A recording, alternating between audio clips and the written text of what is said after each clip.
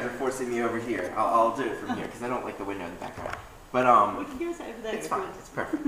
What we've got on the table is clippings from around the vineyard.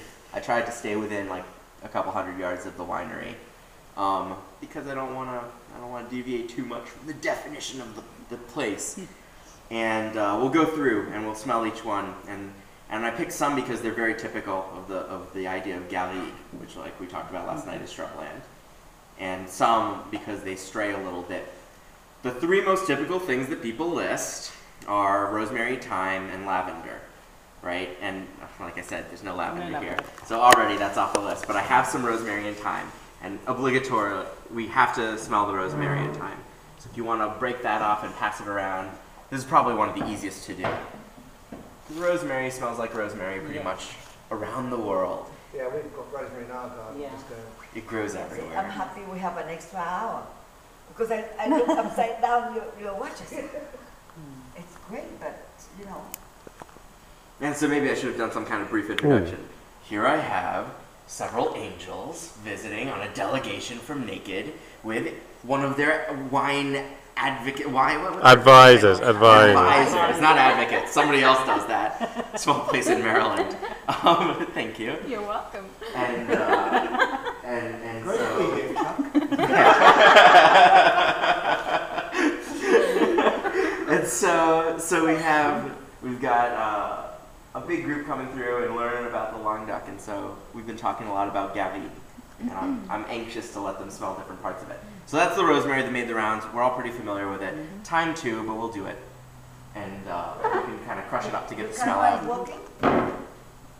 You don't want to put it on the table? Then you can be in it. Oh, do not join her team.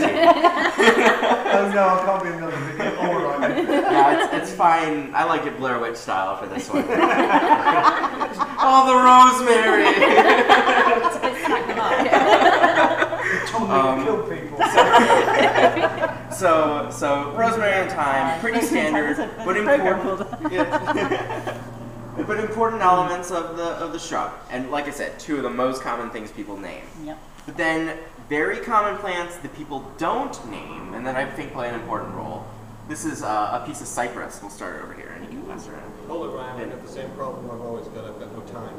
Oh. Boo! The jokes get worse as we drink more. It can be a great. So and feel free to rip up some of the cypress and like really get in there. But it's a little bit greener of a smell, but it's got that evergreen component. I don't know. If I'm making things up, tell me. Or if things aren't pungent, you can admit that too because we didn't cut it freshly. But Okay, guys. Joe said, I can't smell anything. I said, like this. Yeah, crush it. Yeah. Exactly. So and feel free to even rip. Ripping is good There sometimes. is a lot of oil in it, so when it burns, Exactly. like forest fires, Mhm. once it gets old, it just goes, doesn't it? Yep. And you can see outside the window. There's tons of cypress in the area. Yeah. If I can adjust right. They're the tallest pines that grow around, or evergreens that grow around here, and they've got those little snail-looking acorns on them. But I think they play an important role. I thought they are all snails. I said, there's a lot of snails on those trees. We bought my mom eyeglasses and reduced the amount that she's allowed to drink before lunch. Okay, the fennel breaking necessary because it goes from like a mild-mannered plant to like super smelly as soon as you crunch it up. Not really. No, Yeah, because My face. fine. Hold the camera. Oh, wow. Smell it. Yeah. Well, that's the kind of plant when they're mowing the side of the road. If they hit a big fennel plant, you will smell it for yards and yards around. You'll smell it up and down the block. Even inside your house, you can smell the fennel everywhere. And it's kind of a licoricey smell, right? Yeah. And you recognize it maybe from the fish that we had. There was a hint of it. It's a strong plant. Love them. All right, I've got blackberries on the table. They're not green, or they're still green, so they don't smell like anything yet. But I think it's super important to know how much fruit grows in the shrub. It's a really low vine. It's thorny, so it protects rabbits, small birds, all the stuff that likes to live in shrub. And when people smell berries in wine, they list it as a separate thing. and then they'll say garrigue, and they just mean the herbs. But I think that helps define the terroir a lot too. This you guys saw at Benjamin's. You saw a fresh one. This one's all burnt up from the sun because it's the summer now. But these are what the garlic flowers look like.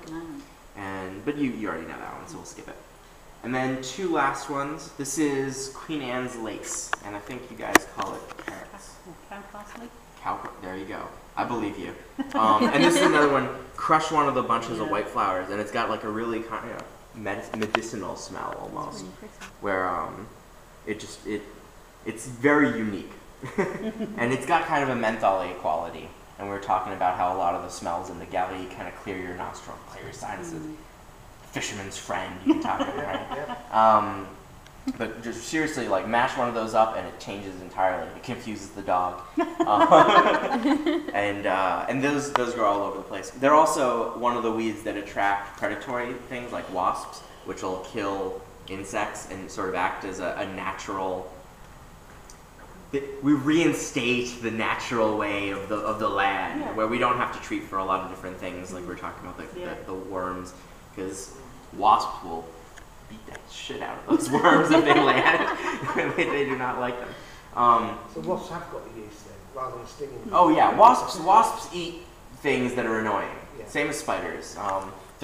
They're really scary when you're in the vines, and like during harvest, you'll have spiders crawling down over. Dad is the one who like pushes the fruit crates into the destemmer, and the whole time you're doing it, there's spiders dropping in all over you because I can feel them on me now. There's gonna be a horror movie about it soon. And then I'm not sure if this is gonna work because this is one of the harder smells to get when it's not fresh. But this is a fig leaf, and seriously break the stem and smell, because when you freshly cut a fig leaf off, it's full of that milky sap, which you'll also get from the fruit. These are white figs, not dark really figs. smell that. And it's almost a sugar cane smell, even from the plant.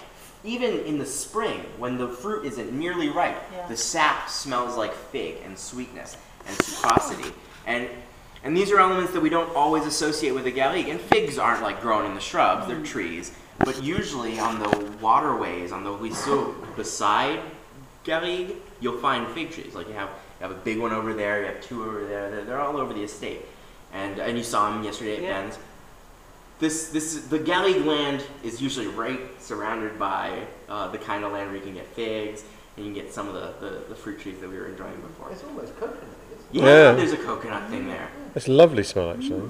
Isn't it wonderful? Yeah. And then here's the real joke, is people talk about how little we treat. This is from a tree that's growing in between our vines. It's one of the rows that horses use a lot. There's an equestrian center right next door, and I guess a horse ate a fig. Okay. I'm not going to go we can wait the rest out. We'll skip a part, and then at some point, a tree is growing, a couple of trees are growing in the middle of our vines. And we pass with the tractor every now and then to break up the soil or whatever, but we don't pass frequently enough to compact it enough to kill the plants. We don't treat enough for the trees in the middle of the rows to get affected. So we have a fig tree that's like this tall growing in the middle of the cab, which might be a sign that there's more water down there too. In that part. A sign about natural. Yeah, exactly. Well, very natural. Yeah. Same with the bees and the wasps and even snakes. A lot of animals that you didn't see when you first came here, and you see a lot of now. And I mean, you don't always want to see snakes, but at the same time, it's kind of reassuring to know that. It gives that moving balance, back doesn't in. it? That Exactly. nature. Yeah, there's a food chain. Yeah, going on, that's it, you know, actually. that's something else. It's not just rabbits. Every now and then, French guys will come around and say, "Do you have a rabbit problem?" I don't even know what that is. What we're talking about. Is it a euphemism? Oh, I pulled one out of my hat the other day. I don't know.